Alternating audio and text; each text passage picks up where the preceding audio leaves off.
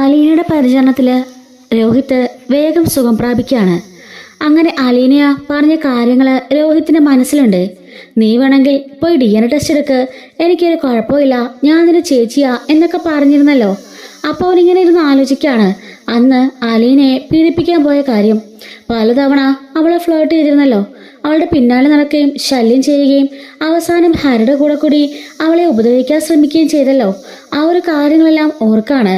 അങ്ങനെ തൻ്റെ സ്വന്തം രക്തമാണെങ്കിൽ താൻ ചെയ്തത് എന്ത് വലിയ തെറ്റാണ്. തൻ്റെ സ്വന്തം കൂടപ്പറപ്പിനോട് പോലും താൻ ഇങ്ങനെ മോശമായി പെരുമാറിയല്ലോ എന്ന് കരുതി അവൻ മാനസികമായി വല്ലാതെ ഉടഞ്ഞു പോകുന്നുണ്ട്. ഇതിന് സത്യാവസ്ഥ എന്തായാലും തനിക്ക് അറിയണമെന്ന് രോഹിത് ആലോചിക്കുകയാണ്. കൃഷ്ണമോൾ എന്തായാലും അവരുടെ സൈഡാ. കൃഷ്ണമോൾ അപ്പോൾ അത് വിശ്വസിച്ചു. അതുപോലെ തന്നെ അമ്മാവന്മാരും വിശ്വസിച്ചിട്ടുണ്ട്. മനുവേട്ടനും ബാക്കി എല്ലാവരും വിശ്വസിക്കുക അത് അച്ഛൻ്റെ മകളാണെന്ന്. സത്യം എന്താണെന്ന് എനിക്ക് തിരിച്ചറിയണം എന്ന് രോഹിത്ത് മനസ്സിൽ ഉറപ്പിക്കുകയാണ്. അങ്ങനെ രോഹിത്ത് ഒന്ന് ആക്റ്റീവൊക്കെ ആവുകയാണ്. ഈ സമയത്ത് വായിച്ച വീട്ടിലേക്ക് വന്നിരുന്നല്ലോ. അങ്ങനെ അവിടെ പഴയതുപോലെ അംഗമൊക്കെ തുടങ്ങിക്കഴിഞ്ഞു. രോഹിത്ത് പുറത്തേക്ക് പോകാൻ ഇറങ്ങുമ്പം അലീന പറയാണ്, അന്ന് സംഭവിച്ചതൊക്കെ നീ മറന്നുപോയ രോഹിത്തെ, വീണ്ടും നീ എന്തിനാ പുറത്തേക്ക് പോണത് എന്ന് ചോദിക്കാണ്. ഞാൻ കാറും കൊണ്ടാ പോണത് എന്ന് പറഞ്ഞുകൊണ്ട് മിണ്ടാതെ അവിടുന്ന് ഇറങ്ങിപ്പോവാണ്. അത്രയെങ്കിലും സംസാരിച്ചത് കണ്ട് അലീനയ്ക്ക് വലിയ സന്തോഷമാവാണ്. അങ്ങനെ രോഹി നേരെ കാറും എടുത്തുകൊണ്ട് പോണത് കൊല്ലപ്പള്ളിക്കാണ്. അവിടെ ചെല്ലുമ്പോഴേക്കും അവൻ്റെ ഗേറ്റ് തുറന്ന അകത്തേക്ക് കയറുമ്പോൾ കമലയാണല്ലോ അവനെ കാണുന്നത്. കണ്ടപാടെ കമലയ്ക്ക് നല്ല ദേഷ്യം വരുന്നുണ്ട്. രണ്ടുപേരും ഒരേ തെറ്റ് ചെയ്തിട്ട് തൻ്റെ മകൻ മാത്രം ജയിലിനുള്ളിലും ഇവൻ സുഖിച്ച് നടക്കുകയാണെന്നും കരുതി കമലയ്ക്ക് നല്ല ദേഷ്യമാണ് അവനോട് വരുന്നത്. അകത്തേക്ക് കയറി വണ്ടി നിർത്തി അവർ പുറത്തേക്ക് ഇറങ്ങി വീടിനകത്തേക്ക് കയറാൻ പോകുമ്പം കമല പറയുന്നുണ്ട്, എങ്കിലും നീ ആള് മിടുക്കനാ. ആ അലീന കാരണല്ലേ നീ രക്ഷപ്പെട്ടത്. എൻ്റെ ഹരിയും നീയും ഒരേ തെറ്റില് ചെയ്തത്. നീയാ എൻ്റെ ഹരിയെ കൂടി കൊണ്ടു നടന്ന് ചീത്തയാക്കിയത്. എന്നിട്ടിപ്പോ എല്ലാവരും കൂടി എൻ്റെ മകനെ മാത്രം അകത്താക്കി. നീ എന്തായാലും പുറത്തിറങ്ങിയല്ലോ. നിന്റെ അവളുണ്ടല്ലോ ആ അലീന, അവൾ ഒറ്റയെടുത്ത് കാരണ നീ പുറത്തിറങ്ങാൻ കാരണമായത്. രോഹി ചോദിക്കാണ്, ഹരി പുറത്തിറങ്ങാത്തത് കൊണ്ടാണോ അതോ ഞാൻ പുറത്തിറങ്ങിയത് കൊണ്ടാണോ ആന്റിക്ക് ഇത്ര വിഷമം എന്ന് ചോദിക്കാണ്. പറയുമെടാ, നീയൊക്കെ അങ്ങനെ തന്നെ പറയും. ഒന്നുമില്ലെങ്കിലും ഹരിയെ ഞാൻ പ്രസവിച്ച എൻ്റെ മകനാ, എനിക്ക് കുറച്ച് ദണ്ണമുണ്ട് എന്ന് പറയാണ്. അകത്തേക്ക് രോഹിത്തിന് പിന്നാലെ കമലയെ കയറി പോവാണ്. ആ അലീനയെ അന്ന് കോളനിയിൽ പോയി കാണിച്ച കാര്യങ്ങളെല്ലാം ഞങ്ങളെല്ലാം കണ്ടായിരുന്നു. ആ ശരണയെ വശത്താക്കി അവളെ കൊണ്ട് അവൾ പറയിപ്പിച്ചല്ലേടാ എന്ന് ചോദിക്കാണ്. ആ സമയം അവിടെ വന്നിരുന്ന് രോഹിത്ത് പറയുന്നുണ്ട്, ആന്റി ഞാനൊരു തെറ്റും ചെയ്തില്ല. അന്ന് ഹരിയാണ് ഞങ്ങളെല്ലാം കൂട്ടിക്കൊണ്ടുപോയത്. 1 വർഷമായിട്ട് ശരണനെ ഹരി സ്നേഹിക്കായിരുന്നു. അത് മാത്രമല്ല പല പല റിസോർട്ടിലും ലോഡ്ജിലും അവളെയും കൊണ്ട് പോയിട്ടുണ്ട്. അന്നൊന്നും ആ പെൺകുട്ടി ഹരിയുടെ ഉദ്ദേശത്തിന് വഴങ്ങിയില്ല. അതിൻ്റെ ദേഷ്യമായിരുന്നു അവന്. അവളെ എങ്ങനെയെങ്കിലും കീഴ്പ്പെടുത്തണമെന്ന് കരുതി ഞങ്ങൾ 3 പേരോടും ഈ കാര്യത്തെപ്പറ്റി സംസാരിച്ചതും പ്ലാൻ ചെയ്തതും അവളെ കൊണ്ടുവരാൻ തീരുമാനിച്ചതും എല്ലാം ഹരിയാണ്. അവൻ്റെ ഫ്രണ്ടിൻ്റെ ബർത്ത്ഡേ ആണെന്ന് പറഞ്ഞുകൊണ്ടാ അങ്ങോട്ടേക്ക് കൊണ്ടുവരുന്നതിന് മുമ്പേ ഞങ്ങളോട് ഒരുങ്ങിയിരിക്കാനും പറഞ്ഞു. അങ്ങനെ അവളെയും കൊണ്ട് വന്ന വഴിക്ക് വെള്ളത്തിൽ മയക്കുമരുന്ന് ചേർത്ത് കൊടുത്തതും അവൻ തന്നെയാ. അങ്ങനെ അവന്മാരുടെ ഈ ഒരു പ്രകടനമൊക്കെ കണ്ടപ്പോൾ ഞാൻ ശരിക്കും പേടിച്ചു. എന്തോ വലിയ ആപത്ത് വരാൻ പോകുന്നുള്ള തോന്നി. ആ കുട്ടിയെ കണ്ടപ്പോൾ എൻ്റെ മനസ്സിനും വല്ലാത്തൊരു വിഷമം തോന്നി. അതുകൊണ്ടാണ് ഞാൻ അവിടെ നിന്ന് ഇറങ്ങി ഓടാൻ ശ്രമിച്ചത്. ആ സമയത്ത് ഹരിയും കൂട്ടുകാരും ചേർന്ന് എന്നെ ബാത്റൂമിൽ പൂട്ടിയിട്ട് അടിക്കുകയും ചെയ്തു. എൻ്റെ ഫോണും മേടിച്ചു വെച്ചു. അന്ന് അതാ സംഭവിച്ചേ. അല്ലാതെ ആനിയുടെ മകൻ അത്ര പുണ്യാളനൊന്നും അല്ല. അത് മാത്രമല്ല, അലീനനെ ഈ വീട്ടിൽ വെച്ച് തന്നെ പലതവണ അവൻ റേപ്പ് ചെയ്യാൻ ശ്രമിച്ചിട്ടുണ്ട്. അതിനൊന്നും സംഭവിക്കാതെ അവൾ അങ്ങോട്ടേക്ക് വന്ന സമയത്താ എന്നോട് വിളിച്ചിട്ട് ഈ കാര്യങ്ങളൊക്കെ പറഞ്ഞത്. എങ്ങനെയെങ്കിലും അലീനയെ കീഴ്പ്പെടുത്തണമെന്ന് പറഞ്ഞുകൊണ്ട് ഐഡിയ പറഞ്ഞതും എൻ്റെ പിന്നാലെ നടന്ന് സംഭവമെല്ലാം ഓക്കെ ആക്കിയതും അന്ന് മയക്കുമരുന്ന് കൊണ്ട് നൽകിയതും എല്ലാം അവനാ. എല്ലാം ഒപ്പിച്ചത് അവൻ തന്നെയാ. അതിന് റെക്കോർഡ് സഹിതം എൻ്റെ ഫോണിൽ കിടപ്പുണ്ട്. അവനെ എൻ്റെ അലീനോട് മാത്രമല്ല എൻ്റെ പെങ്ങള് ബബിജിയോടും മോശമായി പെരുമാറാൻ ശ്രമിച്ചിട്ടുണ്ട്. അത് കമലയാന്റിക്ക് അറിയോ എന്ന് ചോദിക്കാണ്. കമൽ ഇതെല്ലാം കേട്ട് തലകുണിച്ച് നിൽക്കുന്നുണ്ട്. പിന്നെ എൻ്റെ കുഞ്ഞു പെങ്ങള് 13 വയസ്സേ ഉള്ളവർക്ക് കൃഷ്ണ, അവളോടും അവനങ്ങനെ മോശമായി പെരുമാറാൻ ശ്രമിച്ചിട്ടുണ്ട്. അത് ആന്റിക്ക് അറിയോ എന്ന് ചോദിക്കാണ്. ഇതിനെല്ലാം കേട്ടുകൊണ്ട് മനു മുകളിൽ നിൽക്കുകയാണ് കേട്ടോ. ഇതെല്ലാം ആനയുടെ മോൻ ചെയ്ത പണിയാ. പിന്നെയാണോ ആന്റി അവനെ വിളിപ്പിക്കാൻ ശ്രമിക്കുന്നത്? ഇപ്പറന്ന് ഞാൻ അത്രയ്ക്ക് നല്ലവനും ശുദ്ധനും അല്ലെന്ന് എനിക്കറിയാം. ഹരി വന്ന് പറഞ്ഞു വേണ്ടത് വേണ്ടെന്ന് പറയാതെ ഇതിലെല്ലാം കൂട്ടുന്ന ഞാനും തെറ്റുകാരൻ തന്നെയാ. അല്ലെന്ന് ഞാൻ ഒരിക്കലും പറയില്ല. പക്ഷെ അതിൽ നിന്നൊക്കെ മാറി ഞാൻ ശ്രമിച്ചുകൊണ്ടിരിക്കുക. ഇനി ഒരിക്കലും എൻ്റെ ഭാഗത്തുനിന്ന് ഒരു തെറ്റുണ്ടാവാതിരിക്കാൻ ഞാൻ മാക്സിമം ശ്രമിച്ചുകൊണ്ടിരിക്കാം. പക്ഷേ ആനിയുടെ മകൻ തെറ്റുകാരനില്ലെന്ന് മാത്രം പറയരുത്. അവനാണ് കൊടിയ വിഷം. ഇപ്പൊ അവനെ ജാമ്യത്തിൽ ഇറക്കിയാലും അവൻ അടുത്ത പെണ്ണെ തേടി പോവും. ആ ഒരു സ്വഭാവമാണ് അവൻ്റേത്. കള്ളും കഞ്ചാവും മയക്കുമരുന്നും അങ്ങനെ ഇല്ലാത്ത തോന്നിവാസം ഒന്നും ആനിയുടെ മോന്റെ കയ്യിലില്ല. അതുകൊണ്ട് ആണ്ടി കൂടുതൽ അവനെ വെള്ളപൂശാനൊന്നും ശ്രമിക്കണ്ട. ഞാൻ വന്നത് ഹരിയേട്ടനെ കാണാനാ, മനുവേട്ടനെ കാണാനാ ഒരു കാര്യം സംസാരിക്കാൻ എന്ന് പറയാണ്. മനുവേട്ടൻ മുകളിലുണ്ടല്ലോ അല്ലേ എന്ന് പറയുമ്പോഴേക്കും മനു മുകളിൽ നിന്നുകൊണ്ട് പറയാണ്, എടാ ഞാനിവിടെ ഉണ്ട്, നീ കയറിപ്പോരെ, നിങ്ങളുടെ അംഗമൊക്കെ ഞാനൊന്ന് കാണുമായിരുന്നു എന്ന് പറയാണ്. അങ്ങനെ രോഹി മുകളിലേക്ക് കയറി പോകുന്നുണ്ട്. കമലയ്ക്ക് എന്ത് പറഞ്ഞെന്നറിയാതെ മിണ്ടാതെ അവിടെ ഷോക്കായി നിൽക്കാണ്. അങ്ങനെ രോഹി മുകളിലേക്ക് പോകുമ്പോൾ മനു ചോദിക്കാണ്, നീ എങ്ങനെ എന്നെ കാണാനൊന്നും വരില്ലല്ലോ? ഞാൻ പറഞ്ഞോളം കേൾക്കാൻ നിനക്ക് താല്പര്യമില്ല. പിന്നെ നീ എന്തിനാ ഇപ്പൊ ഇങ്ങോട്ടേക്ക് വന്നത്?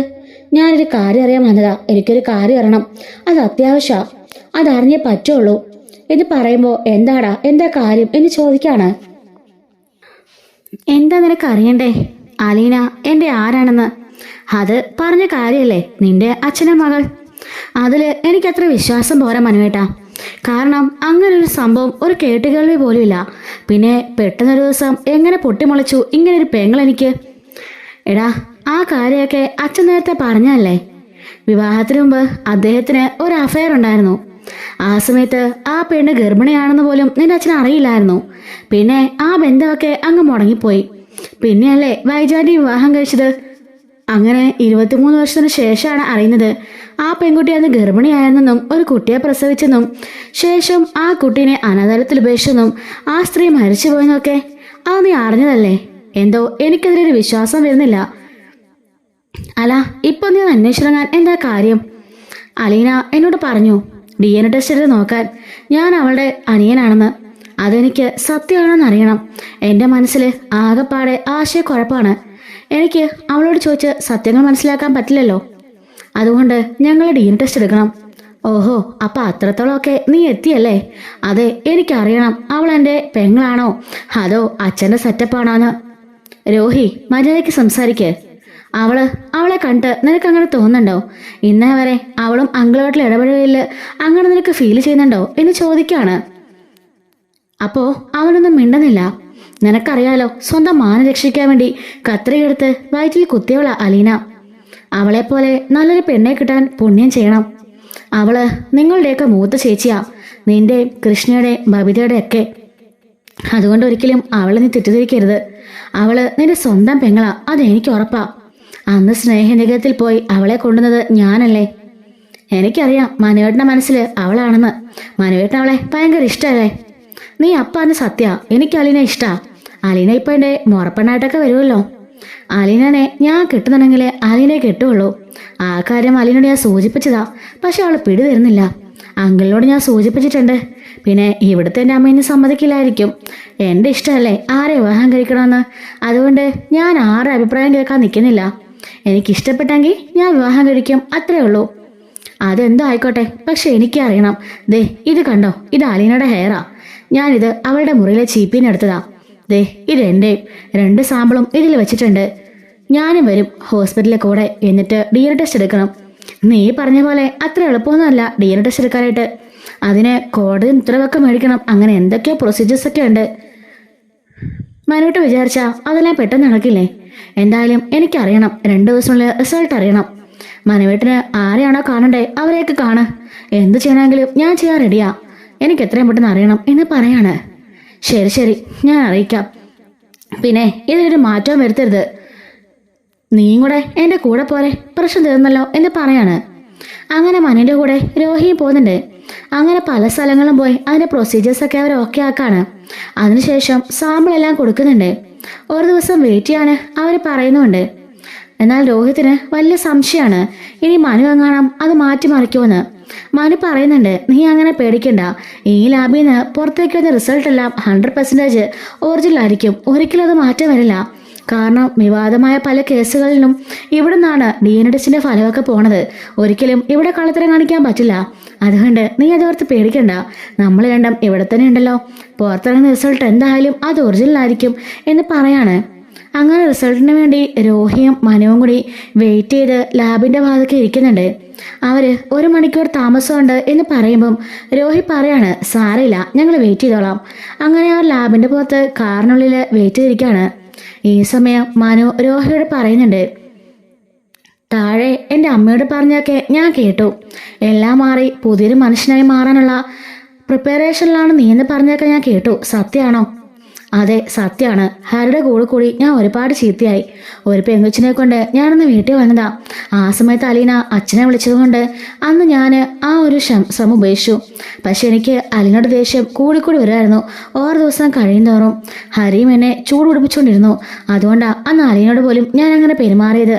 പിന്നീടോ ഈ ഒരു പ്ലാനിങ് പോലും ഹരിയുടേതാ. ഹരിയെ മാത്രമേ കുറ്റപ്പെടുത്താൻ സാധിക്കില്ല. എൻ്റെ ഭാഗത്തും തെറ്റുണ്ട്. ഞാൻ സമ്മതിച്ചിട്ടല്ലേ അവൻ അങ്ങനെയൊക്കെ ചെയ്തത്. അതുകൊണ്ടൊരിക്കലും ഹരിയെ മാത്രം നമുക്കൊന്നും പറയാൻ പറ്റില്ലല്ലോ. എന്തൊക്കെയാണെങ്കിലും ഇപ്പം ഞാൻ എല്ലാ തെറ്റുകളും മനസ്സിലാക്കുന്നുണ്ട്. ഞാൻ മാനസികമായി ആകെപ്പാടെ തകർന്നിരിക്കാം. ആ സമയത്ത് എനിക്കിപ്പോൾ ഒരു ആശ്വാസം പോലെ ആലീന ഫീൽ ചെയ്യുന്നുണ്ട്. അതുകൊണ്ടാണ് ഞാൻ പറഞ്ഞത്, അവളുടെ ചേച്ചിയാണോ എന്ന് എനിക്കറിയണം. അതല്ല അവൾ അച്ഛനുമായിട്ട് എന്തെങ്കിലും ബന്ധമുണ്ടെന്നുണ്ടെങ്കിൽ അതോടുകൂടി എല്ലാം അവസാനിപ്പിക്കണമെന്ന് എനിക്ക് ആഗ്രഹമുണ്ട്. അങ്ങനെ എന്തെങ്കിലും ഉണ്ടെങ്കിൽ അപ്പോൾ തന്നെ അലീനനെ അവിടെ നിന്ന് അടിച്ചിറക്കി വിടും. അതിന് മാത്രം എന്നെ ആരും എതിര് പറയരുത്. പക്ഷെ എൻ്റെ സഹോദരി എന്നറിഞ്ഞാൽ അവളെ ചേർത്ത് പിടിക്കുകയും ചെയ്യും എന്ന് പറയാണ്. അല്ല, നീ ഇങ്ങോട്ട് വന്നത് എന്തുദ്ദേശത്തിലാണെന്ന് വൈജി ആൻറ്റി അറിഞ്ഞോ? അതോ വീട്ടിലുള്ള ആരെങ്കിലും അറിഞ്ഞോ? ഇല്ല, ആരും അറിഞ്ഞിട്ടില്ല, ആരോടും പറഞ്ഞിട്ടുമില്ല. ഇതെൻ്റെ ഒരു അവകാശമായിട്ടാണ് എനിക്ക് തോന്നുന്നത്. എനിക്കിത് അറിയണം. അറിയാതെ ഒരു രക്ഷയില്ല. അമ്മയാണെങ്കിൽ എന്നോട് പുതിയ വീട്ടിലേക്ക് ചെല്ലാൻ പറഞ്ഞ് നിർബന്ധിക്കുക. ബബിതയോടും എന്താ ചെയ്യണമെന്ന് ആകെപ്പാട് ഞാൻ കൺഫ്യൂഷനില്ല. രോഹിത്തെ, ഞാനൊരു കാര്യം പറയട്ടെ, അങ്ങനെ മാറിയാലേ ഒന്നും ശരിയാവില്ല. നീ ഒന്ന് ആലോചിച്ച് നോക്കി, നിന്റെ അമ്മയച്ഛനും ഡിവോഴ്സ് ആയാല് നിനക്കത് സന്തോഷമാണോ എന്ന് ചോദിക്കുമ്പം അവർ തമ്മിൽ യാതൊരു ഒത്തരമയില്ല. കുട്ടിക്കാലം മുതലേ ഞാൻ കാണുന്നതാ. അമ്മയാണ് വീട് ഭരിക്കുന്നതും ബാക്കി എല്ലാ കാര്യം നോക്കുന്നതും. അച്ഛന് അമ്മയുടെ ഒരു അടിമയെപ്പോലായിരുന്നു. അമ്മ എന്ത് പറഞ്ഞാലും അച്ഛൻ അതേപടി അനുസരിക്കും. തെറ്റാണോ ശരിയാണോ ഒന്നും നോക്കാറില്ല.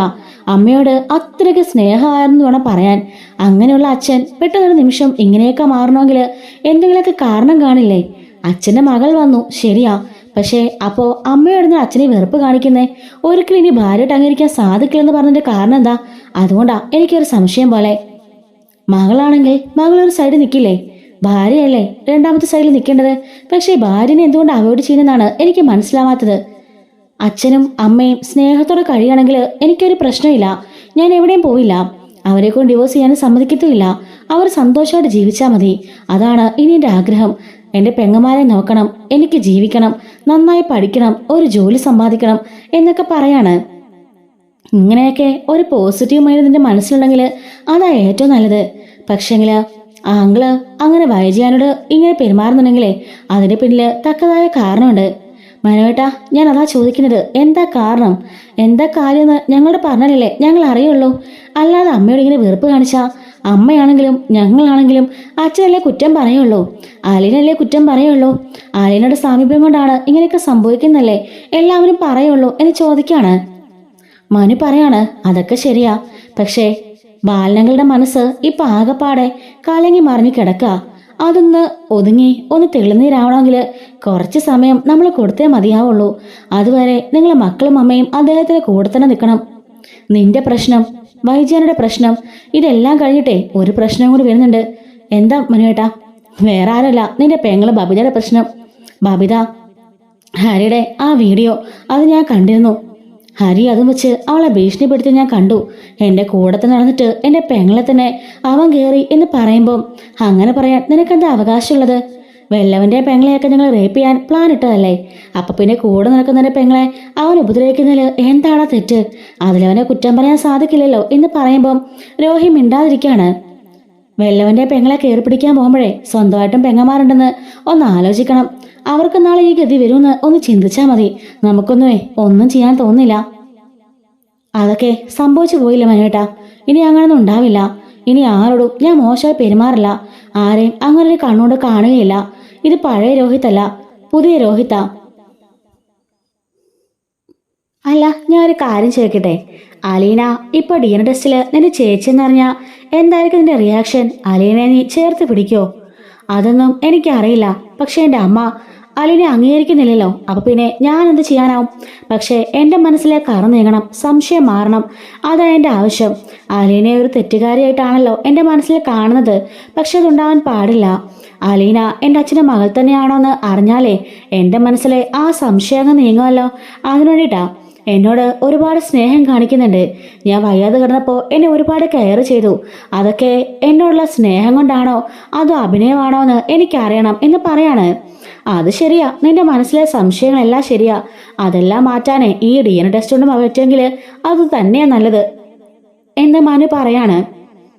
എന്നിട്ട് മനു ചോദിക്കുന്നുണ്ട്, അല്ല അന്ന് അലീനേനെ അന്ന് ജയിലിലേക്ക് കൊണ്ടുവന്നല്ലോ, ആ സമയത്ത് ആരവളെ രക്ഷപ്പെടുത്തിയത് എന്ന് ചോദിക്കാണ്. അത് അലീനയുടെ കൂടെ നിൽക്കാൻ ഒരു പെൺകുട്ടി വരില്ലേ, രേവതിക്കുട്ടി. അവളുടെ കൂടെ അനാഥലത്തിലുണ്ടായിരുന്ന പെണ്ണ്. ആ പെണ്ണിൻ്റെ ഇപ്പം നോക്കുന്നവരുണ്ടല്ലോ, ഗ്രേസമ്മയും മാമ്പച്ചനങ്ങളും, അവരൊക്കെ ഭയങ്കര പാവങ്ങളാ. അന്ന് അവരെ വിളിച്ച് കൃഷ്ണമുള്ള കാര്യം പറഞ്ഞു. അതോടുകൂടി അവരുടെ പരിചയത്തിലുള്ള ഏതോ DVSP കണ്ട അവർ അലീനെ ഇറക്കിയത്. അത് മാത്രമല്ല, അന്ന് ശരണയും നിന്റെ അച്ഛനും കൂടെ കൂടിയിട്ട്, സോറി ശരണയല്ല കേട്ടോ, അലീനയും നിന്റെ അച്ഛനും കൂടെ കൂടിയിട്ട് DVSP കാണാൻ പോയിരുന്നു നിന്റെ ജാമ്യത്തിന് വേണ്ടി. പക്ഷേ അതുമാത്രം നടക്കില്ലെന്ന് അവർ പറഞ്ഞു. പിന്നെ ശരണേനെ ഒരുവിധമൊക്കെ കൺവിൻസ് ചെയ്താ അന്ന് നിന്നെ പുറത്തിറക്കിയത് എന്ന് പറയാണ്. കൺവിൻസ് ചെയ്തോ അലീനയോ? എന്നുവെച്ചാ അങ്ങനെയല്ല, അവൾക്ക് ധൈര്യം കൊടുത്ത് അവളെ സപ്പോർട്ട് ചെയ്തു. എൻ്റെ അച്ഛൻ പോലും കരുതിയിരിക്കുന്നത് അവൾ കാരണം അവൾ പോയിട്ട് ശരണോട് പറഞ്ഞിട്ടാ ഇങ്ങനെയൊക്കെ സംഭവിച്ചതാ. പക്ഷെ ഒരിക്കലുമല്ല, അവൾ ഒരിക്കലും അങ്ങനെ പറയത്തുമില്ല. അവള് പോയിട്ട് അവളെ ആശ്വസിപ്പിച്ചത് മാത്രമേ ഉള്ളൂ. ശരണനെ പിടിച്ചെഴുന്നേൽപ്പിച്ചു, അമ്പലത്തിലൊക്കെ കൊണ്ടുപോയി അവർക്ക് ധൈര്യം നൽകി. പക്ഷെ അതുകൊണ്ടിപ്പോൾ വലിയ വിഷയമായിരിക്കാം. ഇപ്പോൾ ആ ശരണ വീട്ടുകാരെ പാർട്ടിക്കാരൊന്നും തിരിഞ്ഞുപോലും നോക്കുന്നില്ല. നിനക്ക് വേണ്ടി യഥാർത്ഥ സത്യം എന്താണെന്ന് പറഞ്ഞതുകൊണ്ട് ആ പെൺകുട്ടിനെ വീട്ടുകാരെല്ലാം ഒറ്റപ്പെടുത്തിയിരിക്കുകയാണെന്നാ ഇപ്പം അറിയാൻ കഴിഞ്ഞത്. ശരണ ഇടയ്ക്ക് അലീനെ വിളിക്കാറുണ്ട്. അപ്പോൾ പറഞ്ഞ കാര്യങ്ങൾ അതെല്ലാം. അപ്പോൾ അത് വലിയ വിഷയമാണോ? പിന്നല്ലാതെ വലിയ വിഷയമാണോന്നോ? പാർട്ടിക്കാരൊക്കെ പോയി ഭയങ്കരമായിട്ട് അവർ വഴക്ക് പറഞ്ഞു, വല്ലാണ്ട് അടഞ്ഞിരിക്കുക. പിന്നെ നിങ്ങളുടെ പ്രത്യേകമായിട്ടൊരു കാര്യം പറയാനുണ്ട്. നീ കാരണം കൂടിയാ ആ കുട്ടിക്ക് അങ്ങനെയൊക്കെ സംഭവിച്ചത്. അപ്പോൾ നീ എന്തായാലും ആ കുട്ടിയുടെ മാപ്പ് പറയണം. നേരിട്ട് പോയി കണ്ട് കാൽ പിടിച്ച് മാപ്പ് പറയണം. അത് മാത്രമല്ല, നന്ദിയും പറയണം നിന്നെ പുറത്തിറക്കിയതിന്. അല്ലെങ്കിൽ ഇപ്പോഴും നീ ജയിലിൽ തന്നെ കിടന്നേനെ. എങ്ങനെ പോയാലും 12-14 കൊല്ലം ജയിൽ ശിക്ഷ അനുഭവിക്കേണ്ടി വന്നേനെ. ആ പെൺകുട്ടി സത്യം പറയാനുള്ള ധൈര്യം കാണിച്ചുകൊണ്ട് മാത്രമാണ് നീ ഇപ്പോൾ ഇവിടെ ഇരിക്കുന്നത്. അത് മാത്രമല്ല, ആ ശരണയുടെ പഠിത്തവും ബാക്കി എല്ലാ കാര്യങ്ങളും മുടങ്ങിയിരിക്കാം. അവൾക്കും ജീവിക്കണ്ടേ? അത് ജീവിതം എന്നുള്ള പോസ്റ്ററും വെച്ചുകൊണ്ട് തിരക്കാത്തിരുന്നാൽ മതിയോ? പോരല്ലോ. പക്ഷേ എന്ത് ചെയ്യാനാ, നാട്ടുകാരും പാട്ടുകാരെല്ലാം അവരെ തടഞ്ഞു വച്ചിരിക്കാം. അതിനിപ്പോൾ നമുക്കൊന്നും ചെയ്യാൻ പറ്റില്ലേ മനുവേട്ടാ? ചെയ്യാൻ പറ്റും. നീ വിചാരിച്ച എല്ലാം നടക്കും. ഒരു പശ്ചാത്താപം എന്ന നിലയ്ക്ക്, ഒരു പ്രായശ്ചിത്തം എന്ന നിലയ്ക്ക് നീ എന്തെങ്കിലും ചെയ്യണം. ശരണയ്ക്ക് പുതിയൊരു ജീവിതം ഉണ്ടാക്കി കൊടുക്കണം എന്നൊക്കെ പറയാണ്. അങ്ങനെ ലാബിൽ റിസൾട്ടായെന്ന് പറഞ്ഞുകൊണ്ട് അവർ വിളിക്കുന്നുണ്ട്. മനു രോഹിത്തും കൂടെ കൂടിയിട്ട് നേരെ ആ റിസൾട്ട് വാങ്ങിക്കാനായിട്ട് ആ ലാബിലേക്ക് കയറി ചെല്ലാണ്. ലാബിലെ റിസൾട്ട് അവർ കൊടുക്കുന്നുണ്ട്.